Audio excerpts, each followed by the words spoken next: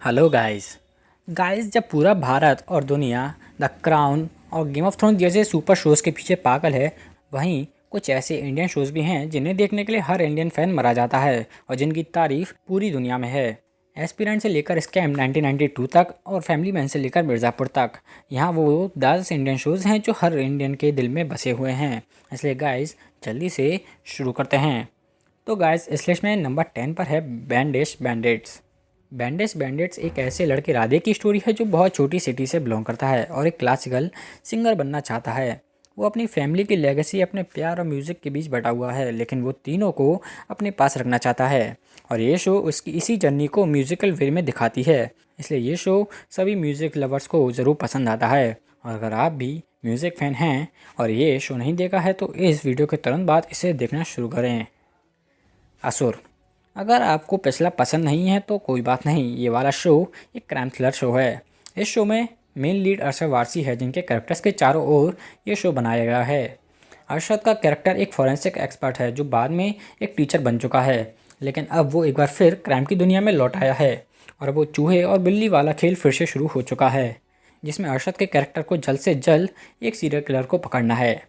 पिछला शो काफ़ी लाइट और म्यूजिकल था, तो चिंता ना करें, ये शो काफ़ी डार्क और थ्रिलर है जो आपको आपकी सीट से उठने नहीं देगा।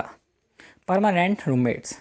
अगर आप फिर से डार्क थ्रिलर देखकर परेशान हो गए हैं तो अब ये शो देख लें, जिसमें रोमांस है, थोड़ी कॉमेडी है। ये शो तान्या और मुकेश तो कपल्स पर भीड़ है जो पिछले 3 साल से लॉन्ग डिस्टेंस रिलेशनशिप में हैं, लेकिन अब ये long distance relationship room relationship में बदल चुकी है। इसलिए ये देखना दिलचस्प होगा कि उनकी ये स्टोरी कैसे कैसे मोड़ लेगी। Sacred games. सैफ अली खान और नवाजुद्दीन सिद्दीकी जैसे बड़े एक्टर्स वाला ये शो दूसरे शो से थोड़ा डिफरेंट है। ये शो एक परेशान पुलिस ऑफिसर और एक बहुत बड़े गुंडे गायतोंडे की स्टोरी को चैप्टर बाय चैप्टर बताती है, जिसमें super drama, thriller, nuclear bomb सब कुछ है। वैसे तो ये शो टॉप 3 में जगह डिजर्व करता है, लेकिन इसका दूसरा सीज़न इतना ओवर हो चुका था कि इसे यहाँ इतना नीचे डालना ही सही है।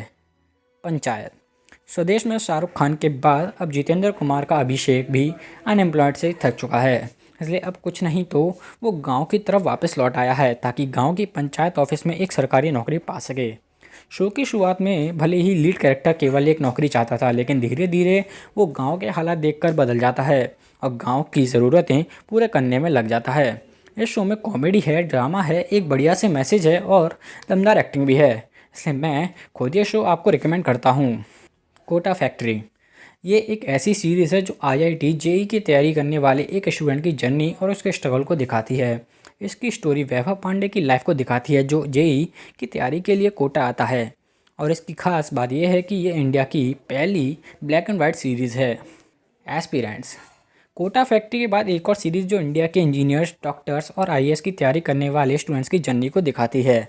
एस्पिरेंट्स 3 दोस्तों अभिलाष, श्वेत केतु और गुरी के आसपास घूमने वाली एक मिनी सीरीज़ है जो सिविल सर्विसेज एग्ज़ाम को क्रैक करने की जर्नी पर निकले हैं। इसलिए गाइस, अगर आप भी कभी इंजीनियरिंग, एमबीबीएस और आईएएस की तैयारी करना चाहते हैं या कर चुके हैं या कर रहे हैं तो प्लीज़ इन दोनों सीरीज़ में से एक ज़रूर देखें, और हो सके तो अपने पेरेंट्स को भी दिखाएं। मैं जानता हूँ आप पढ़ने वाले स्टूडेंट्स हैं, लेकिन थोड़ा टाइम निकाल कर इस जर्नी और स्ट्रगल को देख सकते हैं कि स्टूडेंट्स को भी कुछ बनने के लिए कितनी मेहनत करनी पड़ती है। The family man.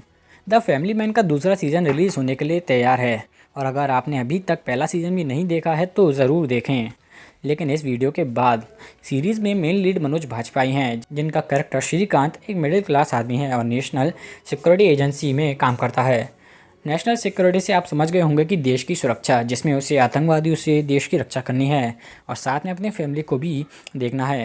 इसलिए गाइस, अगर आप थोड़ी लाइट कॉमेडी और थोड़ा एक्शन वाली कोई सीरीज़ देखना चाहते हैं तो मैं इस सीरीज़ को आपको रिकमेंड करूंगा, और क्योंकि इसमें मनोज बाजपेयी हैं इसलिए एक्टिंग की तो बात करने की कोई ज़रूरत ही नहीं है। Scam 1992 the Harshad Mehta story. अगर देखा जाए तो इस इंडियन सीरीज़ ने वेब सीरीज़ का लेवल थोड़ा हाई कर दिया है। ये series stock broker Harshad Mehta की स्टोरी को शुरू से एंड तक दिखाती है कि कैसे वो मुंबई की एक चौल से निकलकर वहाँ की दलाल स्ट्रीट का बिग बुल बनता है, जिसमें उसके द्वारा किया गया इंडिया का सबसे बड़ा फाइनेंशियल फ्रॉड भी शामिल है। तो गाइज, ये तो थी इंडिया की 9 टॉप वेब सीरीज़, जिसमें म्यूज़िक है, थ्रिलर है, रोमांस है, ड्रामा है, कॉमेडी है, स्टूडेंट्स का स्ट्रगल है, देश का सबसे बड़ा फ्रॉड है है, लेकिन नंबर 1 पर कौन है? तो गाइज नंबर 1 पर है फुल एक्शन, फुल गाली गलौज, फुल एडल्ट, फुल बदला सीरीज मिर्ज़ापुर। गाइज मिर्ज़ापुर एक देसी रिवेंज ड्रामा स्टोरी है जो एक्शन और गालियों से भरी पड़ी है, लेकिन इसे दूसरों से अलग बनाते हैं इसके कैरेक्टर्स और इसके अनएक्सपेक्टेड ट्विस्ट, जिनके बारे में किसी ने भी ना सोचा हो, सिर्फ सीरीज के राइटर के अलावा। इसमें है पंकज त्रिपाठी, अली फैजल और देवेंदु शर्मा, जिनके कैरेक्टर्स इतने फेमस हो गए हैं कि लोग उन्हें इन्हीं के नामों से बुलाते हैं। गुड्डू पंडित, बबलू पंडित, मुन्ना त्रिपाठी नाम है हमारा। और इसका चाचा वाला सीन के तो क्या कहने, जिसे देखकर आज भी मज़ा आ जाता है। इस शो के अब तक 2 सीजन आ चुके हैं और तीसरे की तैयारी चालू है, और दोनों ही सीजन फैन और क्रिटिक्स दोनों को ही बहुत पसंद आए हैं। तो गाइज ये थी इंडिया की टॉप 10 इंडियन वेब सीरीज़। अगर आपको इस लिस्ट से कोई प्रॉब्लम है तो हमसे बिल्कुल भी ना कहें, क्योंकि भाई हमने ये लिस्ट आपके और हमारे रिव्यूज़ के अकॉर्डिंग बनाई है, ना कि ऐसे ही बना दी है। इसलिए अगर आपको ये वीडियो पसंद आए तो इसे एक लाइक ठोको, और अगर ना आए तो वीडियो बंद करके सो जाओ। और अब चैनल तो आप सभी को सब्सक्राइब करना ही पड़ेगा, और शेयर तो इसे इतनी बार कीजिए जितनी बार आप दिन में गाली देते हैं। धन्यवाद। आते हैं लौट कर एक और वीडियो के साथ।